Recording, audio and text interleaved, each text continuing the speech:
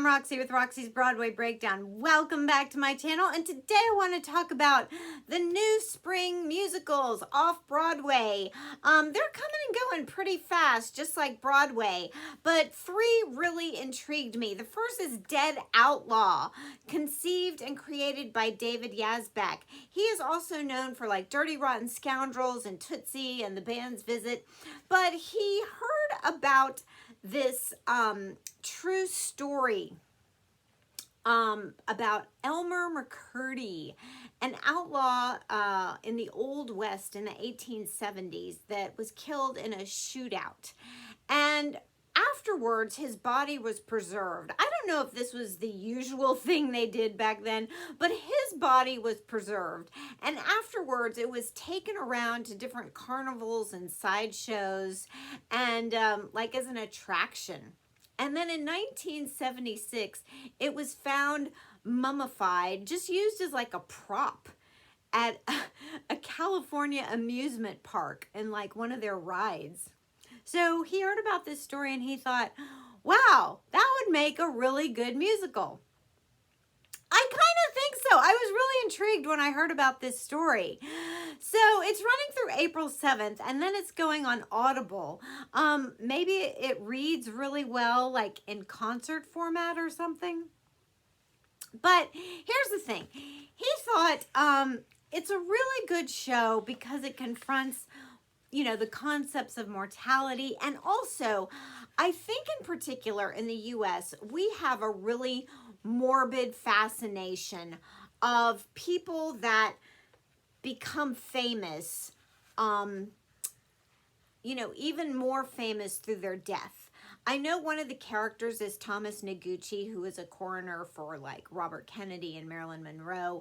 And there's a song he sings to this mummified body of Elmer McCurdy.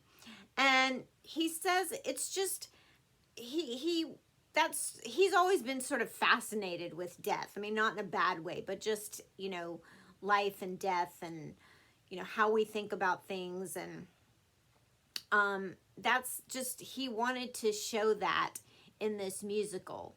And it also is set against like 100 years of history because it does take place through some of his life in the 1870s, but it spans all the way through the 1970s of him, you know, being paraded around with all these sideshows and whatnot. So I think it's a really interesting concept. I'd love to, well, I can't see the show. It only runs through April 7th, but I really do intend to take a listen to it on Audible. So there you go. That's the first show. The other show, another show is Three Houses, conceived by Dave Malloy. Most recently, he's known for Natasha Pierre and the Great Comet of 1812 that starred Josh Groban. And his is three people in three different countries, all living in separate houses, obviously.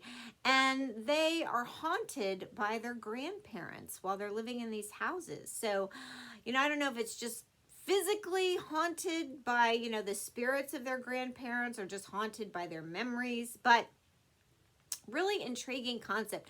I think sometimes off-Broadway you can do more experimental things, more intriguing things than the usual, you know, splashy, fluffy kind of things you do or that are expected on Broadway. But those two definitely sound intriguing to me. And then the last one, that one runs through June. The last one has been extended through the end of April, and it's called Teeth, and it's sort of in the genre of a horror musical. That's how it's being sold. And it's by Michael R. Jackson, who is known for his show Strange Loop that won a Tony for Best Musical. And he's paired up with Anna K. Jacobs. And it's the concept, so I think it's a rather odd concept, but it's a concept of this teen girl who finds out she has teeth in her genitals, and they come out when she feels she's being violated by a man. I think it's a commentary. It's supposed to be a commentary on this hostile political environment right now that women feel, you know, where this sort of patriarchal society is trying to take away our rights. And, oh, look, I'm all for that. I'm a woman.